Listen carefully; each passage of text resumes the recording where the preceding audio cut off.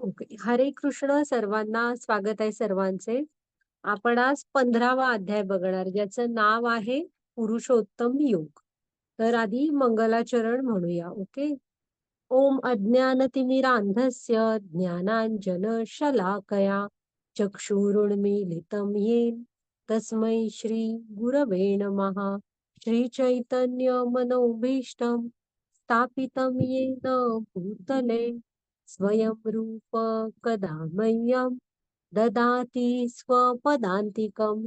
वन्देऽहं श्रीगुरौ श्रीयुतपदकमलं श्रीगुरून् वैष्णवांच श्रीरूपं साग्रजातं सहगण रघुनाथान्वितं तं सजीवं साद्वैतं सावधूतं परिजनसहितं कृष्ण चैतन्यदेवं श्रीराधाकृष्णपदान् सहगण ललिता श्री विशाखान्वितांच.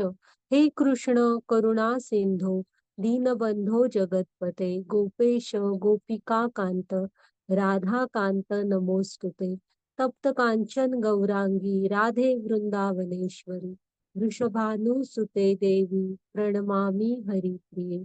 नमा ओम विष्णुपदाय कृष्णपृष्ठाय भूतले श्रीमते भक्ति वेदांत स्वामी इति नामिने.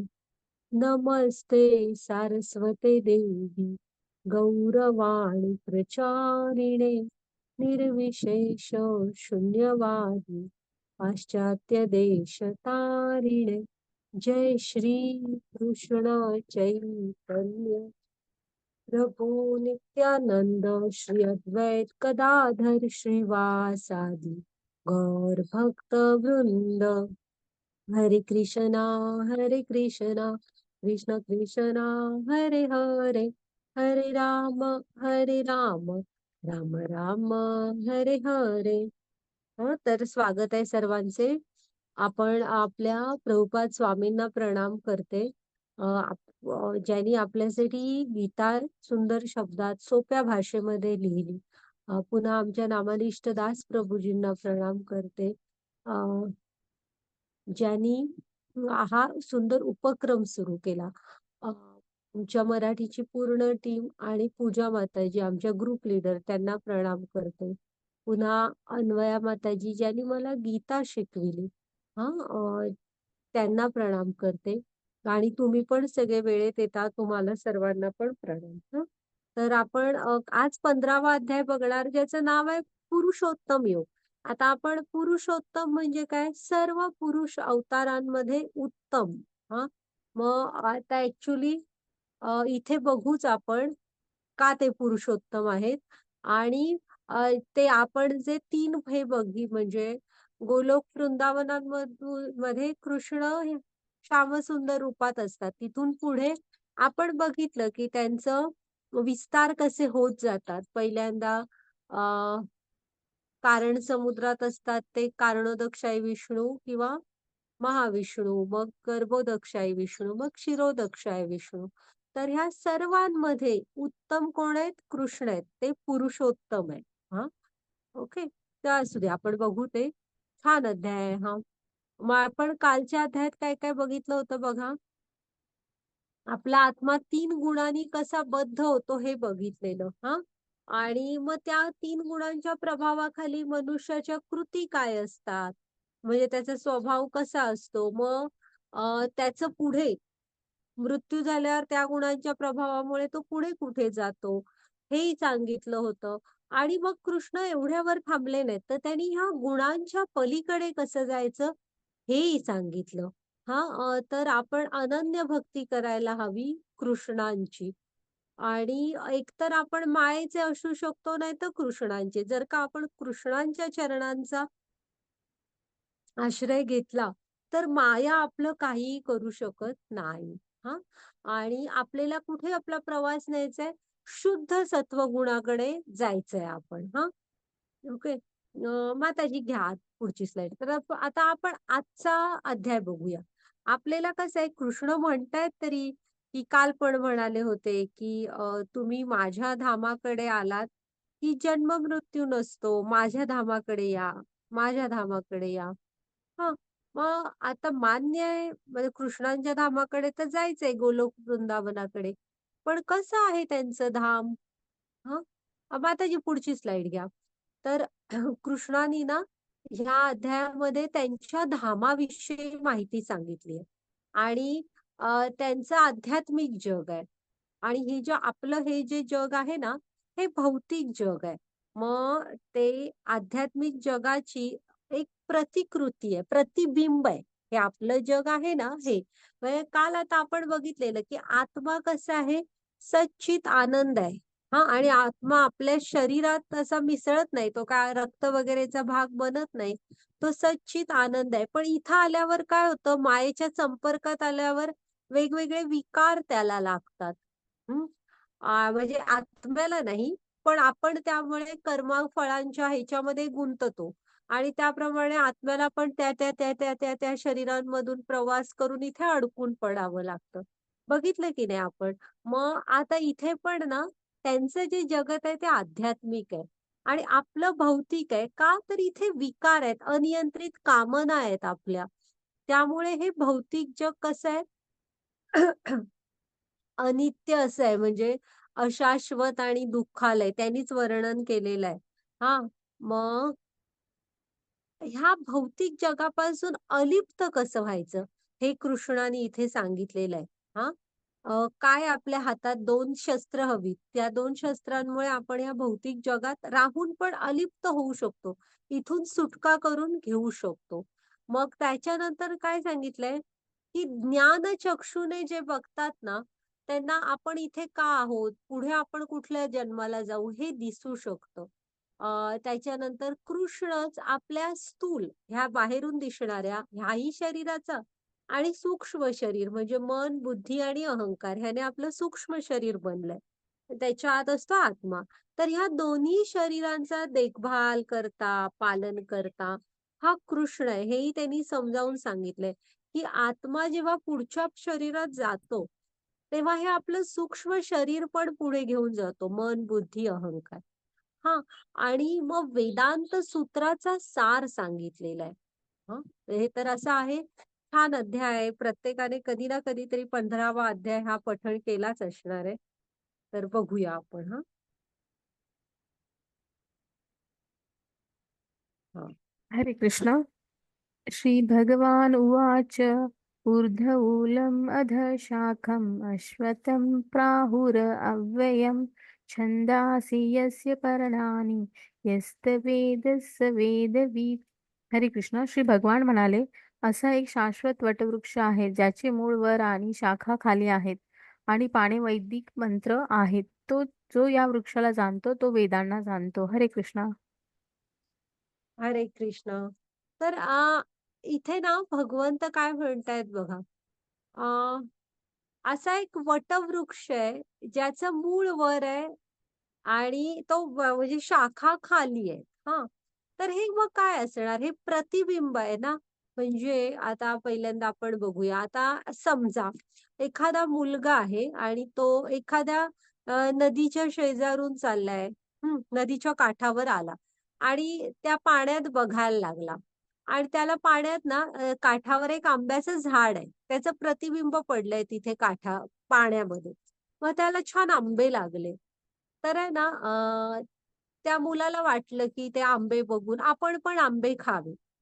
म्हणून ना आंबे तोडायसाठी त्याने काय केलं? पाण्यात उडी मारली. उडी मारली म्हणजे पाण्यात गेला तो असा. काठावरूनच होता, पाण्यात गेला. पण ओला झाला, हाताला काहीच लागलं नाही. परत काठावर आला. मग परत पाणी शांत झालं आणि मग त्याला परत ते सूर्यप्रकाशामध्ये हे दिसायला लागलं, आंब्याचं झाड, त्याला लागलेले आंबे. परत तो गेला आंबे घ्यायला, पण ओलच झाला. आंबे काही हाताला आले नाहीत. मग बाहेर आला आणि थोडं इकडे-तिकडे बघायला लागला. तर त्याला एक ना त्याच्याकडे बघणारे एक गृहस्थ दिसले. मग तो त्यांच्याकडे चालत गेला आणि म्हणाला, "तुम्ही तिकडे माझ्याबरोबर चला. मी तुम्हाला एक आंब्याचं झाड दाखवतो. मला त्याचे आंबे तोडून द्याल का तुम्ही?" तर ते म्हणाले, "चल, मी देतो तुला आंबे तोडून." मग ते आले तिथे आणि त्यांनी दाखवलं प्रतिबिंब, "मला ते आंबे खायचे." मग ते म्हणाले, "थांब, मी तुला देतो काढून." आणि ते गेले काठावर तिकडे जिथे झाड होतं आणि झाडावर चढून त्याला आंबे आणून दिले. तर इथे आहे ना, तो मुलगा म्हणजे आपण सगळी आहोत. जी चुकीच्या ठिकाणी आनंद शोधतोय. हे भौतिक जगत आहे ना, इथे आनंद शोधणं हा व्यर्थ प्रकार आहे. म्हणजे कृष्णांपासून विमुख होऊन हां. आणि म्हणजे एका ठिकाणी समजा समुद्र आणि नदी आहे, तर आपण नदीकडे जात नाहीये, समुद्रात डुंबतोय पाणी, पण ते खारट पाणी असतं, पिण्यायोग्य नाही. तसे इथले हे क्षणिक आनंद असतात आणि ते कधीही तुम्हाला ती तृप्तता देऊ शकत नाही, जे भक्तीमध्ये मिळतं.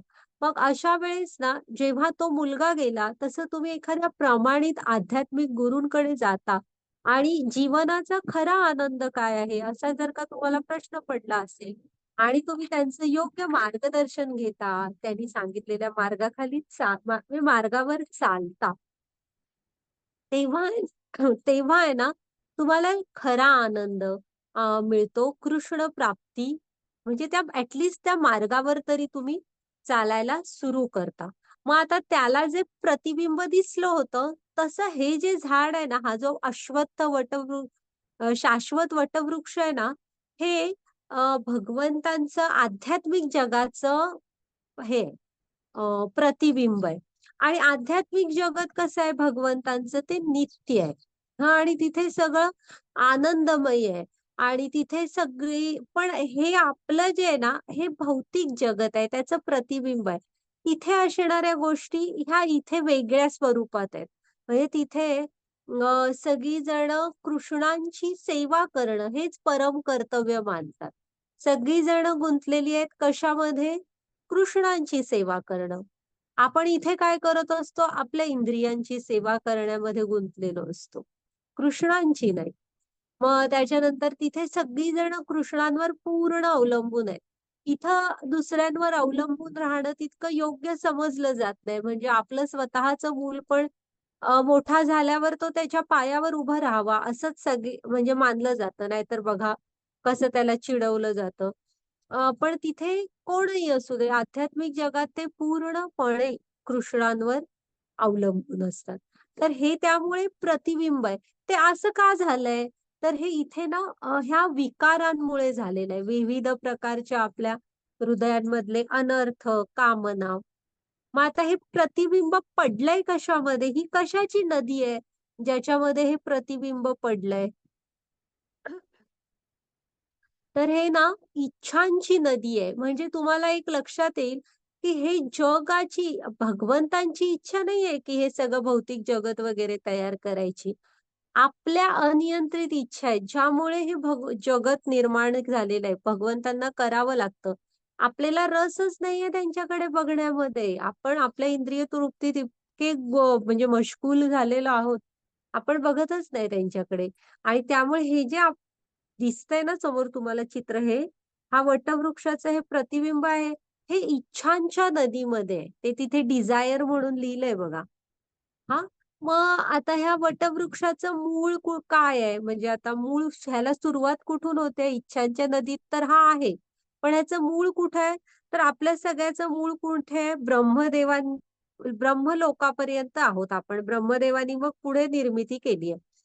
त्यामुळे ब्रह्मलोक हा या वृक्षाचं मूळ आहे. ओके.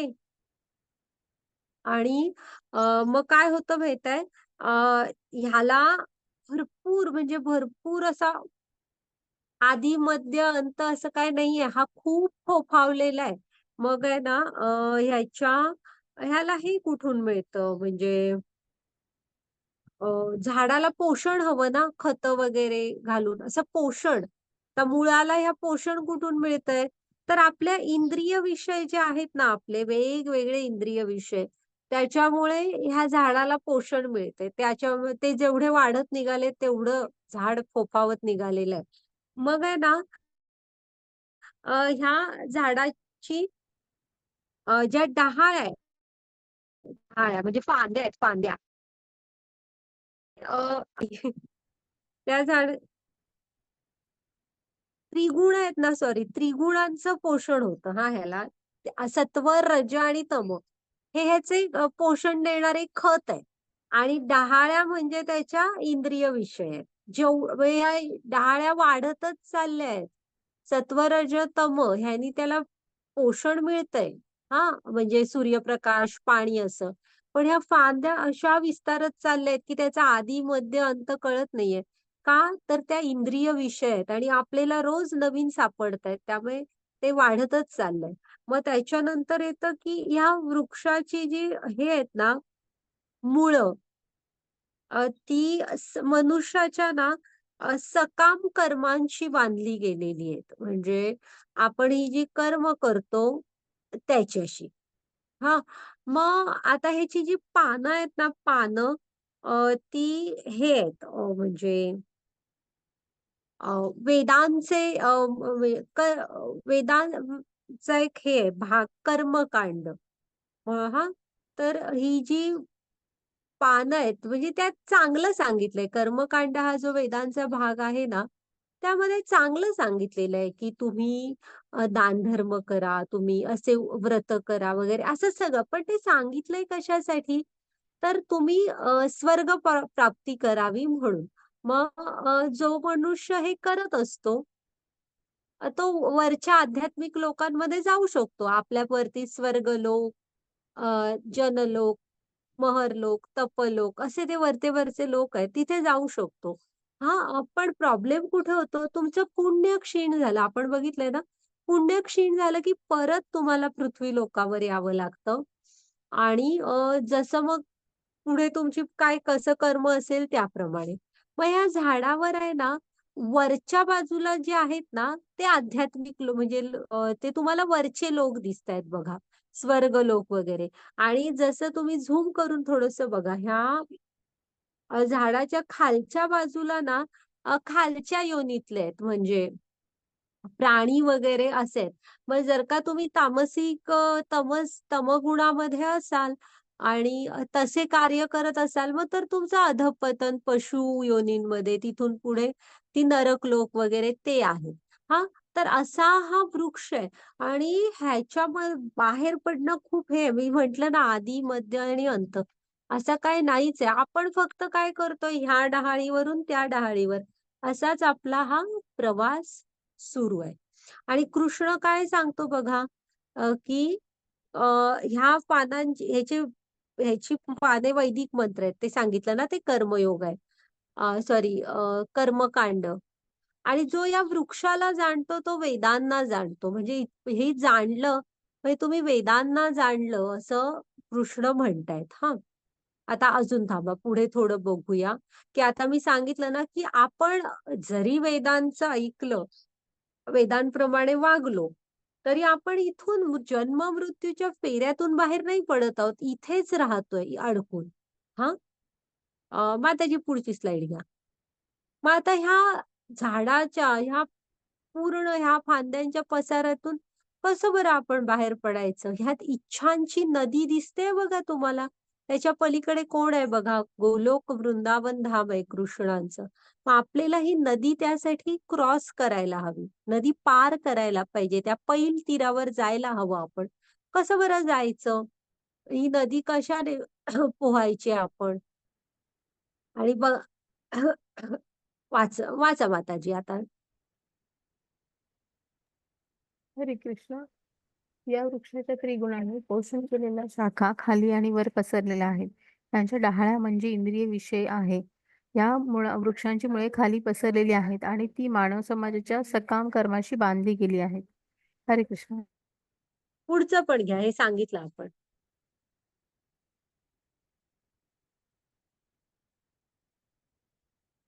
पुढचं घ्या माताजी स्लाईड. हे आता मी सांगितलं त्यांना. हरे कृष्ण. या वृक्षाचे वास्तविक रूप या जगतात अनुभवता येत नाही. याची आदी, अंत, आधार कोणी जाणू शकत नाही. परंतु मनुष्याने खोलवर मुळे गेलेल्या या वृक्षाला निश्चयाने अनासक्तीरूपी शस्त्राद्वारे छेदून टाकले पाहिजे. त्यानंतर मनुष्याने असे स्थान शोधावे की ज्या ठिकाणी गेल्यावर पुन्हा परतावे लागत नाही. ज्या परमपुरुषाकडून अनादी काळापासून सर्व गोष्टींचा प्रारंभ आणि विस्तार झाला आहे, त्या परमपुरुषाला त्या ठिकाणी शरण गेले पाहिजे. हरे कृष्ण. हां, मग कृष्ण काय म्हणतोय, तर अनासक्तीचं तुम्ही शस्त्र हाती घ्यायला पाहिजे. पण कुठलं शस्त्र पाहिजे तुमच्याकडे? अनासक्ती. हां. मग हे अनासक्ती कुठून येणार आपल्यामध्ये? हे तलवार अनासक्तीची हातात असेल, तर आपण ही इच्छांची नदी जी आहे ना, ती प्राप्त करू शकतो. पण त्यासाठी आहे ना, तुम्हाला एका योग्य, प्रामाणिक आध्यात्मिक गुरुला शरण जायला पाहिजे. हां, मग आहे ना, आपल्यामध्ये त्यांच्या मार्गदर्शनाखाली आपण जर का प्रयत्न केले, तर आपल्यामध्ये हे जे भौतिक जगत आहे, ह्याच्यामध्ये आसक्ती उरणार नाही. हं, आपण अनासक्तीने जीवन जगायला शिकू आणि अनासक्ती आणि हे एक शस्त्र आहे आणि दुसरं ज्ञान. हं, आता बघूया पुढे. माताजी पुढची स्लाईड घ्या.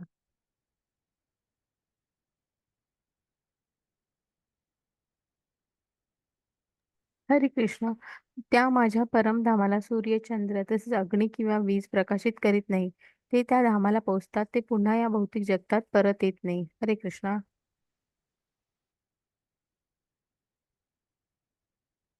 हरे कृष्ण.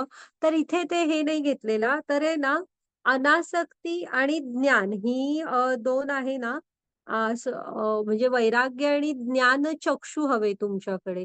कारण गुरुच तुम्हाला ती दृष्टी देतात, की आपण इथून इंद्रिय विषयांमध्ये कासवासारखं बनतो आपण. इंद्रिय विषय येणार, तुम्ही काय असे जाऊ नाही होणार, की मी जिकडे जाणार तिकडे इंद्रिय विषय नसणार. असणार, पण आपण कासवासारखे तिथे आपल्या इंद्रियांवर संयम ठेवतो. कासव कसा आत घेतो ना त्याची धोका वाटला की सगळे अवयव, तसं. मग आपल्याकडे ही जर इच्छांची नदी तुम्हाला क्रॉस करायची असेल ना, तर ज्ञान आणि वैराग्य ही 2 शस्त्र तुमच्याकडे हवी. हां, बाकी काही नाहीये. ह्या 2 शस्त्रांनी तुम्ही ह्या अनियंत्रित इच्छा, कामना ह्यांची नदी आपण पार करून गोलोक वृंदावन धाम जे कृष्णांचं धाम आहे तिकडे नक्की जाऊ शकतो. हां. आता हे जे कृष्णांचं धाम आहे ना, मग कसं आहे ते धाम? कृष्ण इथे माहिती सांगतायत बघा, की त्यांच्या धामाला आपल्याला कोण सूर्याचा प्रकाश मिळतो, रात्री चंद्राचा असतो. तर त्यांच्या धामाला की नाही अग्नी किंवा सूर्य, चंद्र प्रकाशित करत नाही. हां, ते स्वयंप्रकाशित धाम आहे. आणि जे तिकडे जातात ते पुन्हा परतून ह्या भौतिक जगतात येत नाहीत. हां. मग आता आहे ना, अ, का बरं तिथे ते स्वयंप्रकाशित धाम का आहे? तर ते हे आहे म्हणजे शुद्ध, प्युअर असं आहे ते.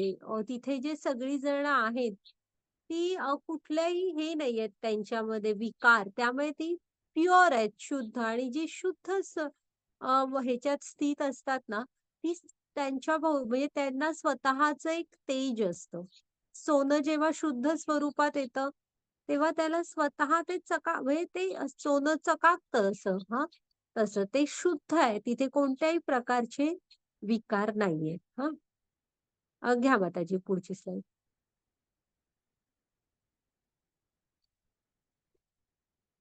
हरे कृष्ण. ममेवांशो जीवलोके जीवभूत सनातन मनसस्थानी इंद्रियाणी प्रकृतीस्थानी कर्षती. बद्ध जगातील जीव हे माझे सनातन अंश आहेत. बद्ध जीवनामुळे ते मनासहित 6 इंद्रियांशी कठीण संघर्ष करीत आहेत. हरे कृष्णा. हरे कृष्ण. आता आत्मा आहे तर भगवंतांचा अंश, आहे की नाही? आणि तो कसा आहे सच्चित आनंद आहे, कृष्णांसारखाच आहे. इथे की नाही आणि आपण ते बघा पहिला शब्द मामय वांशो म्हणजे आपण हा कृष्णांचा अंश आहे. ते सांगतायत की तुम्ही सगळे माझे अंश आहात. आणि आपल्याला त्यामुळे आत्म्याला ओढ आहे. आता इथे कसं असतं ना, अ, कृष्णच सांगतायत बघा, इथलं हे जे भौतिक जगत आहे ना, इथे आता तुम्ही म्हणू शकता का, की माझं जीवन एकदम कम्फर्टेबल आहे, मला काहीही प्रॉब्लेम नाही. म्हणजे आता कसं म्हणू शकणार म्हणजे काय माहिती? कारण ज्याने निर्मिती केली आहे तेच काय वर्णन करतायत बघा, की बद्ध जगातील जीव हे माझे सनातन अंश आहेत हां. पण बद्ध जीवनामुळे ते मनासहित 6 इंद्रियांशी कठीण संघर्ष करतायत. म्हणजे 5 इंद्रिय तर आहेतच आणि त्या 5 जणांचा राणी कोण आहे? हे मन. ह्या 5 इंद्रिय आणि हे 6वं मन ह्याच्याशी आपला सतत कठीण असा संघर्ष सुरू असतो आणि ते आपल्याला ओढत असतं, ओढत असतं. धावत असतो आपण हां. म्हणजे कृष्णच इथे हे असं वर्णन करतायत, की आपण इथलं हे भौतिक जगतातलं हे आपलं जीवन कसं आहे बघा. कारण इथे आपण बद्ध आहोत. ओके. आणि ना आपल्या आत्म्याला ओढ असते कृष्णाची. कारण एक आई एक बाळ असतं बघा, जे कुणाच्याकडे इव्हन त्यांच्या वडिलांकडे गेलं तरी ते कधी-कधी तितकं रडतच राहतं थोडंफार. पण आईबरोबर एकदम कम्फर्टेबल असतं. तसं आपल्या आत्म्याला ओढ असते, की कधीतरी मी कृष्णांकडे जाईन. म्हणजे माताजी पुढची स्लाईड घ्या. कारण ते तिथून आलेला आहे तो. आता जेव्हा एखादं झाड असतं, ते मातीतून वर येतं, येतं की नाही? आणि मग आहे ना, अ, अ, मा त्या झाडाला जेव्हा फळं लागतात, तेव्हा त्या मातीतून वर आलेलं आहे. त्यामुळे ते फळ कुठे पडतं? खाली जमिनीवर पडतं. तिकडून आलंय. पुन्हा आता तुम्ही होळीच्या वेळेस वगैरे अग्नी पेटवतो आपण मोठा, तेव्हा त्यातनं छोट्या-छोट्या फुणग्या उडतात बघा.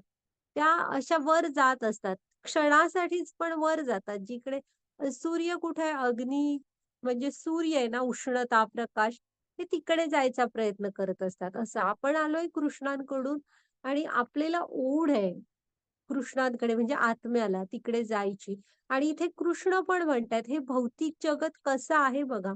त्यामुळे तुम्ही हे ज्ञान मिळवा आणि तुम्ही आपल्या म्हणजे त्यांच्या धामात या, जिथून आपण मूळ आलेलो आहे. हां, वाचा माताजी. हरे कृष्ण. ज्याप्रमाणे वायू आपल्याबरोबर गंध घेऊन जातो, त्याप्रमाणे भौतिक जगातील जीव आपल्याबरोबर जीवनातील विविध संकल्पना एका देहातून दुसऱ्या देहात घेऊन जातो. अशा रीतीने तो एक प्रकारचा देह धारण करतो आणि पुन्हा दुसरे शरीर धारण करण्याकरता पहिला देहाचा त्याग करतो. हरे कृष्ण. म्हणजे इथे त्यांना काय म्हणायचंय माहितीये, आपला आत्मा आहे ना, जेव्हा पुढच्या शरीरात जातो, आपल्याच कर्मांप्रमाणे बनलेला, तेव्हा ना तो आपल्या सूक्ष्म शरीराला पुढे घेऊन जातो. म्हणजे आपली मन, बुद्धी आणि अहंकार ह्या 3 गोष्टींना. मग आता कसं सांगू तुम्हाला त्याचं उदाहरण? म्हणजे आधी पहिलं काय आहे, इथे काय कृष्ण म्हणतायत, म्हणजे आता तुम्ही असं एखाद्या गुलाबाच्या बागेच्या जवळ येताय, तर जवळ येतानाच आपल्याला वाऱ्याबरोबर ना त्याचा गुलाबांचा सुगंध येत राहतो. मग ते आपण बाग ओलांडून थोडं अंतर जाईपर्यंत वास येतो किंवा एखादा चाफ्याचा मोठा वृक्ष वगैरे असेल बघा, सोनचाफ्याचा वगैरे. तर पुरा आसमंत त्या सुंदरशा सुगंधाने भरलेला असतो सोनचाफ्याच्या. आणि मग आपण जसं झाडाच्या पासून लांब जातो, तसा तो कमी होत जातो. वाऱ्याबरोबर थोडं अंतर येतो, मग कमी होतं. मग आपण जेव्हा एक शरीर धारण करतो, तेव्हा आहे ना, आपल्या ह्या आता सध्याच्या जी म्हणजे ह्या शरीरामध्ये तुमच्या मन, बुद्धी आणि मन, बुद्धी आणि अहंकार. म्हणजे अहंकार म्हणजे काय? मिथ्या अहंकार हां इथे.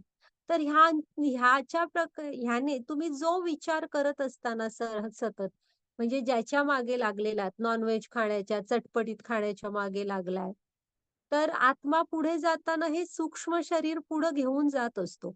त्यामुळे इथे तुम्ही जशी ती मन, बुद्धी, अहंकार वापरताय, एक्झॅक्टली सेम शरीर तुम्हाला तिथे मिळत असतं आणि मग ते मन, बुद्धी, अहंकार जो आहे, तो तिकडे तुम्ही ते म्हणजे त्याला योग्य तिथे शरीर बनत असतं. बनलेलंच असतं ऑलरेडी आणि मग तिथे त्याला कम्फर्टेबल होतं. मग तिथे हिंस्त्र प्राण्यांचंच शरीर मिळतं किंवा इथे खूप आळशी आहात, तर पुढे बनतं कुठलं शरीर? अस्वल म्हणजे झोपवाळू असतं. मग आपलं तिकडे आत्मा हे घेऊन जातो तुमचं सूक्ष्म शरीर. मग हवं तेवढं झोपा असं. त्यामुळे कृष्ण काय सांगतायत, की आत्मा पुढं जाताना तुमचं मन, बुद्धी, अहंकार हे सूक्ष्म शरीर आपल्या बरोबर घेऊन जात असतं. भौतिक शरीराचा त्याग करतं, पण सूक्ष्म शरीर पुढे घेऊन जातं. घ्या माताजी पुढची स्लाईड. त्यामुळे ना तुम्ही एक लक्षात ठेवा, ह्या शरीरात तुम्ही तुमच्या ह्या जाणीवा म्हणजे चेतना, मन, बुद्धी आणि अहंकार ह्या सगळ्यामध्ये अहंकार योग्य कुठला आहे? मी कृष्णांचा नित्य दास आहे. पुन्हा आपली मन आणि बुद्धी म्हणजे बुद्धीने मनावर ताबा ठेवा, मग तुमची इंद्रिय कंट्रोलमध्ये राहतील आणि ह्या सगळ्यांना कृष्णाशी जोडून घ्या. हं. नाही तर आपल्या तुमचे इथे जे विचार असणार आहेत ह्या ठिकाणी, त्यानेच आपलं पुढचं शरीर बनत असतं. वाचा माताजी.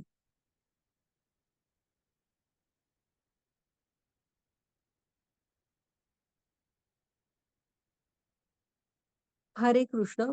अशा प्रकारे जीव दुसरे स्थूल शरीर धारण करून मनाशी केंद्रित झालेली कान, नेत्र, जिव्हा, नाक, स्पर्श इत्यादी विशिष्ट प्रकारची इंद्रिय प्राप्त करतो. अशा रीतीने तो विशिष्ट प्रकारच्या इंद्रिय समूहाचा उपभोग घेतो. म्हणजे आहे ना, इथे आता तुम्हाला म्हटलं तसं ज्या तुमच्या इच्छा आहेत, अ, इथे तुमची इंद्रिय, तुमची बुद्धी, मन ज्यामध्ये सगळ्यात जास्त हा तर तुम्ही असं म्हणताय, की माझंच हे क्षेत्र आहे, माझ्या क्षेत्रामध्ये कुणी यायचं नाहीये. हां, मी आलो तर सगळ्यांशी भांडणार वगैरे असं. तर पुढचं शरीर मग कुत्र्याचं मिळेल. कसं असतं, अ, त्याला बघा, त्याला अजिबात चालत नाही कुत्र्याला स्वतःच्या हद्दीत कोण आलेलं लगेच भुंकायला लावतो आणि त्याला इंद्रिय पण कशी वास लगेच येतो, तीक्ष्ण असतात ना वास घ्यायची क्षमता. त्यामुळे लगेच कळतं आपल्या हद्दीत कोणतरी आलंय. त्यामुळे इथे जे तुमच्या मनात चाललंय, इंद्रिय ज्याच्यामध्ये गुंतली आहेत, बुद्धी ज्यामध्ये गुंतली आहे, तसंच आपलं पुढचं शरीर बनत असतं. हां. हां, घ्या माताजी पुढची स्लाईड.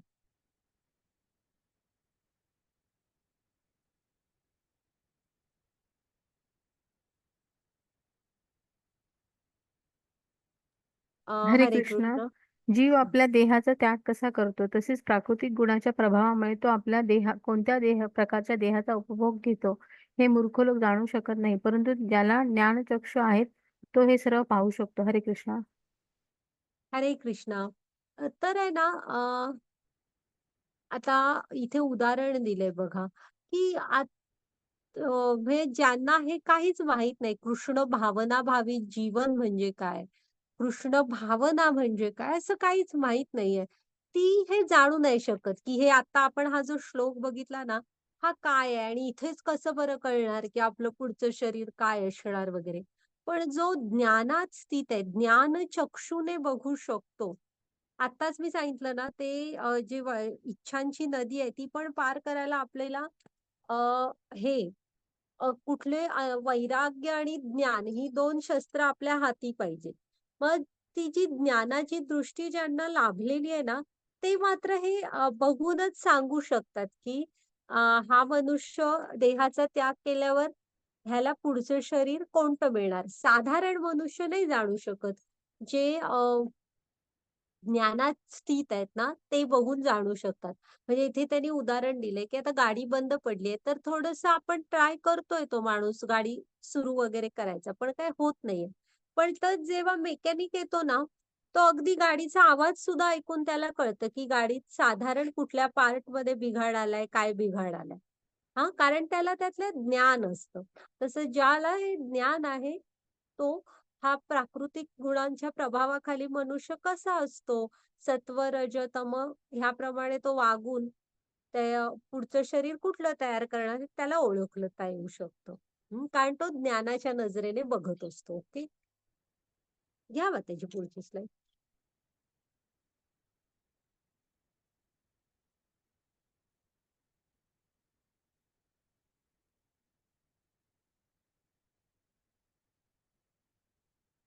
कुछ बोल ना, नहीं आ रहे करके एनिडेक्स लगाओ क्या मला. हरे हरे कृष्णा. प्रयत्न करणारे आत्मसाक्षात्कारी योगीजन हे सर्व स्पष्टपणे पाहू शकतात. परंतु ज्यांचे मन अविकसित आहे, ज्यांना आत्मसाक्षात्कार झालेला नाही, ते प्रयत्न करूनही काय घडत आहे हे जाणू शकत नाही. अखिल जगताचा अंधकार नाहीसे करणारे सूर्याचे तेज माझ्यापासून उत्सर्जित होते आणि चंद्राचे व अग्नीचे तेज माझ्यापासून उत्सर्जित होते. हरे कृष्णा. हरे कृष्ण. आता इथे सांगितलंय बघा, हे साधारण लोकांनाही ज्ञानाची नजर नसते. हां, जे आत्मसाक्षात्कारी आहेत, म्हणजे ज्यांनी जाणलंय, की मी शरीर नाही, मी आत्मा आहे आणि आत्मा हा कृष्णांचा नित्य दास आहे आणि ते ज्यांनी कृष्णांच्या म्हणजे कृष्ण हे जीवनाचं ध्येय असतं. ते आत्मसाक्षात्कारी अशी जी लोकं असतात ना, ती हे स्पष्टपणे पाहू शकतात. बाकी त्यांनी दिलंय बघा, ज्यांचे मन अविकसित आहे, ज्यांना आत्मसाक्षात्कार झालेले नाहीत, ते ह्या बाबतीत प्रयत्न करून सुद्धा काही जाणू नाही शकणार. त्यासाठी तुम्हाला प्रमाणित आध्यात्मिक गुरूंच्या मार्गदर्शनाखाली राहावं लागणार. हां. आणि आता इथे आपल्याला आपलं जगत प्रकाशमान कोण करतं? सूर्य करतो, चंद्र करतो. तर कृष्ण काय सांगतायत बघा, की सूर्य आणि चंद्राचा प्रकाश सुद्धा, तेज सुद्धा कोण आहेत?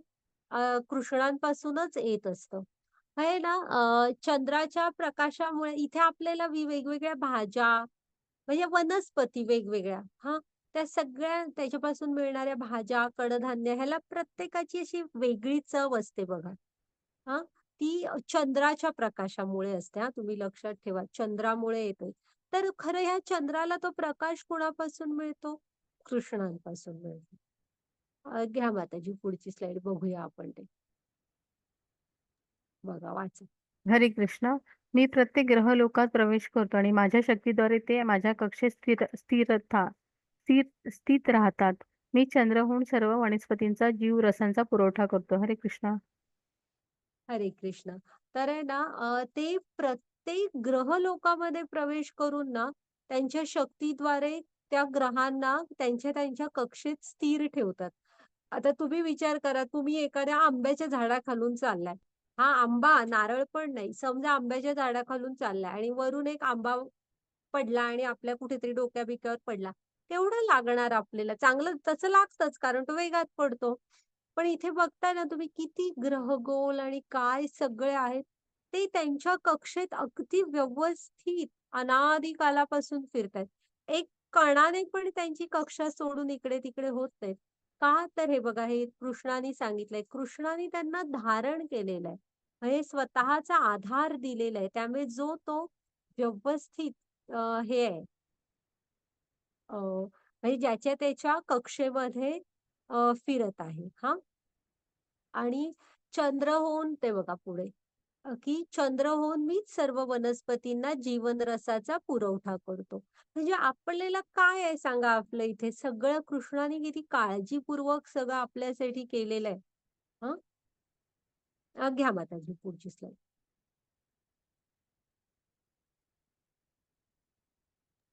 हरे आता कृष्ण. हे पण सर्व बघा हां. प्राणीमात्रांच्या देहामधील जठरांगी मी आहे. 4 प्रकारच्या अन्नाचे पचन करण्याकरता मी प्राण व अपान वायूंशी संयोग साधतो. हरे कृष्ण. हां, म्हणजे आता आपल्या जे आपण अन्न खातो, जठरात जातं. मग जठराग्नी त्याचं पचन करतो, हो की नाही? मग हे जे वैश्वानर म्हटलंय बघा त्याला. हा जठराग्नी म्हणजे कोण आहे? कृष्ण आहे. हां, मग त्यामुळे आपण अशी भावना ठेवायला पाहिजे अन्नभक्षण करताना. आता मिळतंय तर ते त्यांचीच कृपा आहे. कारण आपण बघितलेलं 3ऱ्या अध्यायात सगळं त्यांनी दिलेलं आहे, धान्य पिकण्यासाठी. पण आहे ना हे जे आपण अन्न खातो, ते पचतं आणि आपल्याला पोषण मिळतं. ते पचवण्याचं काम पण कृष्ण करत असतात. त्यामुळे आपण ना हर एक घास खाताना मी कृष्णांना अर्पण करतो, अशी आपली भावना ठेवायला हवी. मग बघा आपण चुकीचं काय खाणार नाही. कारण कृष्ण स्वतःच ते पचवतायत आपल्यासाठी. म्हणजे म्हणून म्हटलेलं आहे ना, "वदनी कवन घेता नाम घ्या श्रीहरेचे." त्याच्यामध्ये शेवटी काय सांगितलंय, "उदरभरण नोहे जाणीचे यज्ञ कर्म." यज्ञ आपण कुणासाठी करत असतो? तर ते कोणतंही कृत्य जे आपण विष्णूंच्या आनंदासाठी करतो. हां, कृष्णांच्या आनंदासाठी करतो. मग अन्न ग्रहण करताना पण त्यांच्या आनंदासाठी करायला हवं. मग बऱ्याच म्हणजे काही आश्रमांमध्ये वगैरे त्यामुळे प्रसाद सुरू करायच्या आधी 15व्या अध्यायाचं पठण केलं जातं. ते इथे सांगितलंय ना, असं म्हणून की कृष्ण आपल्यासाठी अ, जठराग्नी बनून अन्नपचन करत असतात. हां, म्हणजे कुठेही त्यांनी बघा किती प्रेमाने सगळं सांभाळून घेतलेलं आहे. आणि आहे ना 4 प्रकारचे अन्न पचवण्यासाठी मदत करतात. म्हणजे जे चावून खातात, जे गिळतात, चोखतात आणि जे पितात. असे 4 प्रकारचे. मग त्याच्यासाठी ते प्राण आणि अपान वायूशी संयोग करून अन्न पचवतात आपलं. ओके. घ्या मग त्याची पुढची स्लाईड.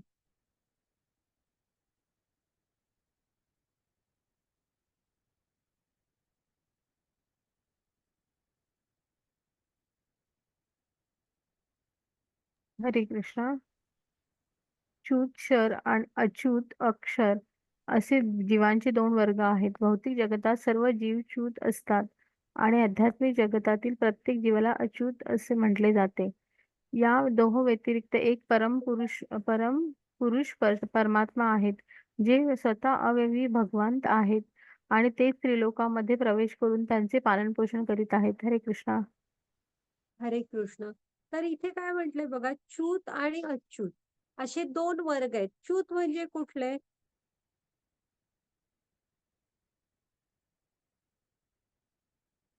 15.15 झाला काय माताजी अध्याय? जरा श्लोक 1 मिनिट मागे घ्या बघू. हां, हां. हां, येस. हां, 15.15 हां, हरे हां, हां. कृष्णा. मी प्रत्येकाच्या हृदयात स्थित आहे आणि माझ्यापासूनच स्मृती, ज्ञान आणि विस्मृती होतात. सर्व वेदांद्वारे जाणण्यायोग्य मी आहे. निसंदेह मी वेदांताचा संकलक आहे आणि वेदांचा ज्ञाताही मीच आहे. हरे कृष्णा. हां. तर आहे ना, तुम्ही हा श्लोक 15.15 लक्षात ठेवा बघा कायम. सर्वस्य चाहो हृदि सन्निविष्टो मत्त स्मृती ज्ञान च वेदैश्च सर्वैरहमेव वेद्यो वेदांत कृत विदेह चाहम. हां, तर इथे कृष्ण परत सांगतायत बघा, की ह्या श्लोकात मी प्रत्येकाच्या हृदयामध्ये स्थित आहे आणि हे सगळ्या वेदांचं सार आहे बघा, की मी प्रत्येकाच्या हृदयात स्थित आहे आणि त्यांच्यापासूनच काय होतं, स्मृती, ज्ञान आणि विस्मृती हे तिन्ही आपल्याला कृष्णांपासून होतं आणि कृष्ण कुठं स्थित आहेत? हृदयामध्ये स्थित आहेत. हां, मग इथे ना प्रभुपाद स्वामी म्हणतात, की हा सायंटिस्टनी रिसर्च करायचा विषय आहे. कारण आहे ना, अ, आपण काय समजतो, की आपली स्मृती, विस्मृती, ज्ञान हे सगळं मेंदूशी निगडीत आहे, ब्रेनशी निगडीत आहे असं समजतो. पण इथे कृष्ण काय म्हणतात, ते हृदयाशी निगडीत आहे आणि मी हृदयात स्थित आहे, त्यामुळे मी हे सगळं करत असतो. मग जेव्हा आपण बघा शंकरांची आणि दक्ष प्रजापतीची ती गोष्ट बघतो ना, जेव्हा दक्ष प्रजापती यज्ञ करत असतात, शंकरांना कमी लेखण्यासाठी. त्यामध्ये ना जेव्हा शंकर त्यांचं डोकं उडवतात, तेव्हा ब्रह्मा काय सांगतात, की हा यज्ञ पुरा व्हायला हवा. त्यासाठी आणि मग त्यासाठी तुम्ही त्यांना हे करा म्हणून जिवंत. मग त्यांना बकऱ्याचं डोकं आणून लावतात. पण जेव्हा शंकर त्यांना जीवदान म्हणजे जिवंत करतात, तेव्हा ते शंकरांची त्यांना विसरायला झालेलं नसतं बकऱ्याचं डोकं लावल्यामुळे. त्यांच्या लक्षात असतं सगळं. मग ते शंकरांची क्षमा मागतात. तो यज्ञ पुरा करतात आणि मग काशीमध्ये जाऊन ओम नमः शिवायचा जप पण करतात. हां. तर मग आता त्यांचं तर डोकं दुसरं बसवलं होतं, पण त्यांच्या सगळं लक्षात होतं आणि पुढे त्यांनी केलं. मग प्रभुपाद स्वामी म्हणतात, हा सायंटिस्टसाठी थोडा रिसर्च करण्याचा विषय आहे. हां, कारण इथे कृष्णाने सांगितलंय, हृदयामधून मी स्मृती, ज्ञान आणि विस्मृती होत असते. ओके. आणि वेदांचं सार बघा, सर्व वेदांद्वारे जाणण्यायोग्य कोण आहेत? कृष्ण आहेत. निस्संदेह वेदांचा संकलक कोण आहेत? म्हणजे निर्मिती कोणी केली आहे वेदांची? कृष्णानी आणि ब्रह्मांना वेदांचं ज्ञान कुणी दिलं? तेही कृष्णानेच दिलं होतं. त्यामुळे वेदांद्वारे जाणण्यायोग्य वेदांचे निर्माते आणि वेदांचे ज्ञाते हे सगळे कोण आहेत? कृष्ण आहेत. तुम्ही वेदांना अशा काही प्रकारे अभ्यास केलात, की तुम्ही कृष्णांपर्यंत नाही पोहोचत आहात. तर त्या तुमच्या अभ्यासाचा काही मात्र उपयोग नाहीये. हां, हे वेदांचं सार आहे. हे जाणायला हवं. तुम्ही कृष्णच ते वेदांद्वारे जाणण्यायोग्य आहेत, ज्ञाते आहेत आणि संकलक आहेत. हां, घ्या माताची पुढची स्लाईड. ती कसे प्रसाद बनवतायत बघा भगवंतांसाठी.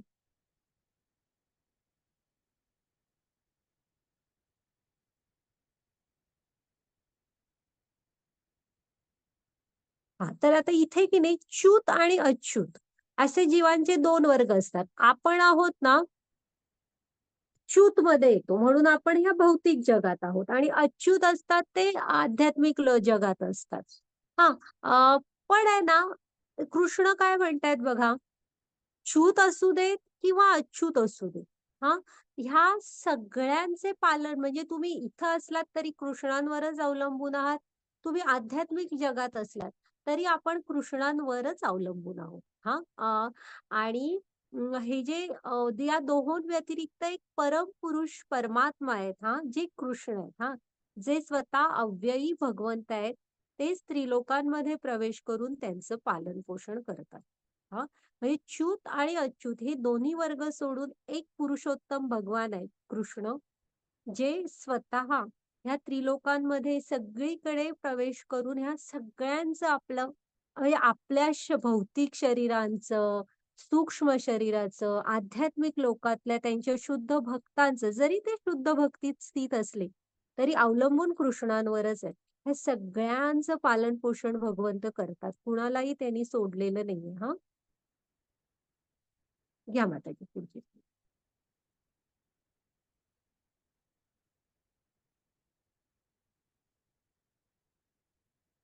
हरे कृष्ण. मी च्युत अच्युत यांच्या अति दिव्य आणि सर्वश्रेष्ठ असल्यामुळे जगतामध्ये तसेच वेदांमध्ये पुरुषोत्तम म्हणून प्रसिद्ध आहे. हरे कृष्ण.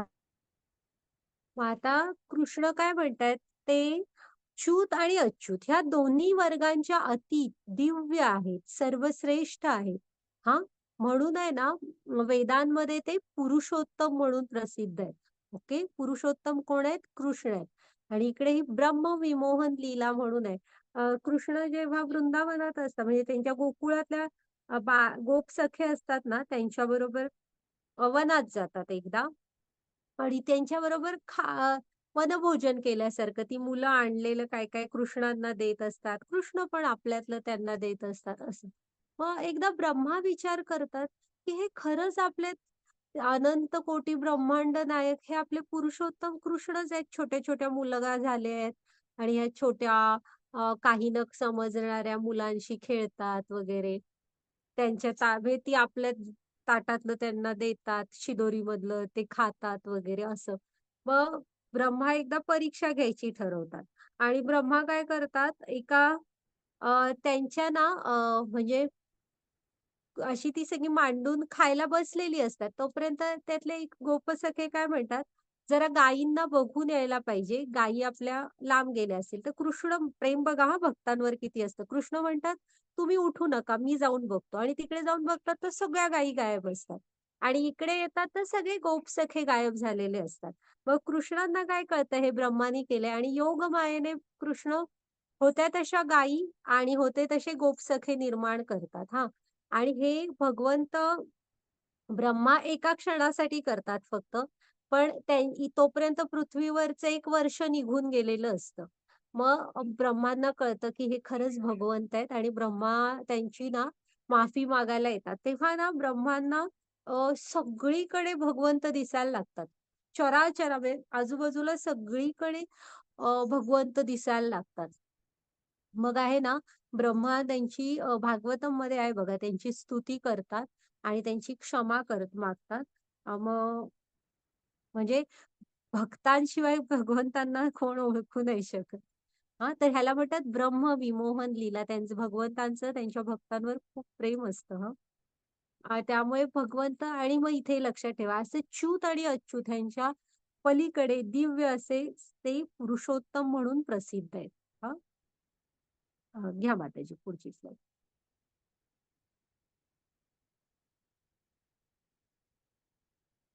इथे ना बघा, सारे देवी-देवता सुद्धा जेव्हा काहीतरी संकट येतं ना, तेव्हा विष्णूंकडे म्हणजे क्षीरोदक सागराकडे जातात बघा.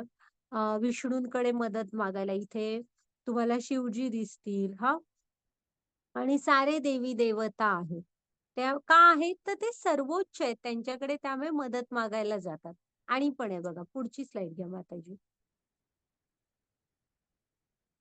इथे आहे ना ब्रह्मा पण नेहमी समाधीमध्ये असतात आणि ह्या ह्या रूपावर ध्यानधारणा करत असतात नेहमी. पुन्हा शंकर आहेत ना, हे सतत कृष्णांच्या म्हणजे समाधीमध्येच असतात ना, कृष्णांवरच ध्यान करत असतात किंवा माता पार्वतींना त्यांच्याविषयीच्या कथा सांगतात. शंकर हे आद्य वैष्णव आहेत हां. तुम्ही भागवतम, रामायण म्हणजे कुठल्याही आपल्या धार्मिक ग्रंथांची सुरुवात बघाल, तर शिवजी माता पार्वतींना ती सांगतायत. अशीच सुरुवात आहे. म्हणजे सतत माता पार्वतींना शंकर कृष्णांच्या कथा सांगत असतात. ते आद्य वैष्णव आहेत आणि आदर्श गृहस्थ आहेत. हां. आणि असं माताजींनी आमच्या सांगितलं होतं. ही अमरनाथ गुंफा आहे बघा. तिथे शंकर पार्वतीला अमर कथा सांगत होते. अमर कथा म्हणजे कुठली? कृष्ण कथा किंवा भागवत कथा. म्हणून त्या गुंफेचं नाव अमरनाथ झालेलं आहे. जिथे अमर कथा सांगत होते शंकर पार्वतींना. हां. हा घ्या माताजी. पण तेही सतत त्यांच्या ध्यानात मग्न असतात. हा वाचा माताजी.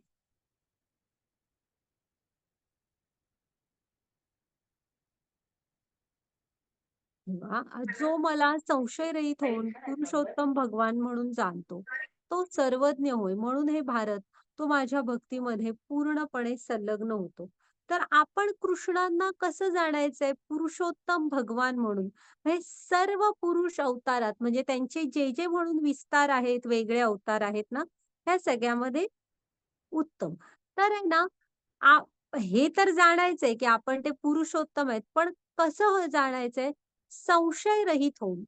मग मनात किंतु परंतु नको. जर का शंका आहेत, तर त्या तुमच्या गुरूंकडे जा. त्यांच्याशी चर्चा करा. शंका नम्रपणे विचारा. त्यांची सेवा करा. 4थ्याच अध्यायात सांगितलेलं आहे. पण जेव्हा भगवंतांवर विश्वास ठेवताय, त्यांना शरण जाताय, तर संशयरहित शुद्ध मनाने जा. आणि जे असं झालं ना, तर आपण भगवंतांच्या भक्तीमध्ये पूर्णपणे संलग्न होऊ शकतो. हं. हां, घ्या माताजी पुढची स्लाईड.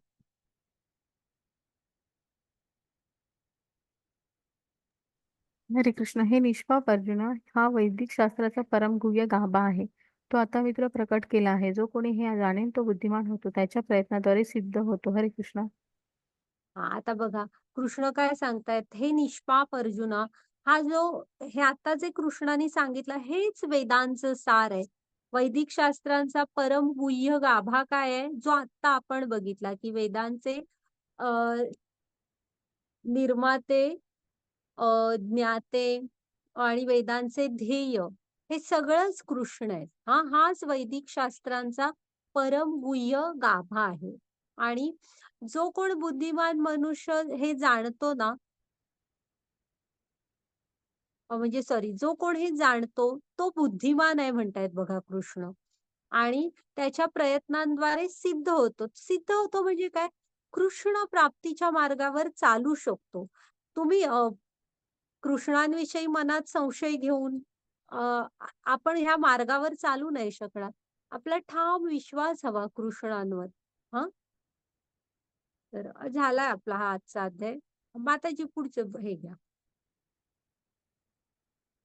आणि हाच वेदांत सूत्रांचा गाभा आहे. हां. तर हां, आता आपण बघितलं, की हे भौतिक जगत म्हणजे आध्यात्मिक जगताचं कसं प्रतिबिंब आहे. आणि आपल्याला ह्या अश्वत्थ वटवृक्षाला पार करायचं असेल, इच्छांची नदी पार करायची असेल, तर आपल्याकडे ज्ञान आणि वैराग्य ही 2 शस्त्र हवी. आणि ती कधी येणार? जेव्हा आपण प्रमाणित आध्यात्मिक गुरूंच्या मार्गदर्शनाखाली असू. आणि मग बघितलं, की आत्मा हा स्थलांतर करताना म्हणजे ह्या शरीरातून दुसऱ्या शरीरात जाताना सूक्ष्म शरीर बरोबर घेऊन जात असतो. मग आणि बघितलं, की सर्व फक्त पृथ्वीचं नाही, इथे जे म्हणून काही ग्रह आहेत, त्या सगळ्यांवरच्या ग्रहालोका म्हणजे तिथे पण जीवन आहे. सगळ्या ग्रहलोकांचे पालन-पोषण, देखभाल करता कोण आहे? कृष्ण आहेत. आपल्या पोटात आपण जे अन्न घेतो, ते पण जठराग्नीच्या रूपात कृष्णच पचवायला मग हे पचवत असतात हं. आणि वेदांत सूत्राचा सार बघितला, की त्या सगळ्याचं सार काय आहे? तर कृष्ण आहे. ओके. हां, घ्या माताजी. म्हणजे तेव्हा ती आपल्याला जाणीव येते, की जेव्हा आपण कृष्णांना ना ह्याने जाणतो, म्हणजे संशयरहित होऊन तेव्हा, की मी आत्मा आहे आणि मी कृष्णांचा नित्य दास आहे. हे आणि भक्ती सेवेने आपण त्यांच्याशी जोडून घ्यायला हवं. हां. झालं आपलं आजचं हे. माताजी हे करा. रेकॉर्डिंग स्टॉप केलं तरी चालेल. हरे कृष्ण.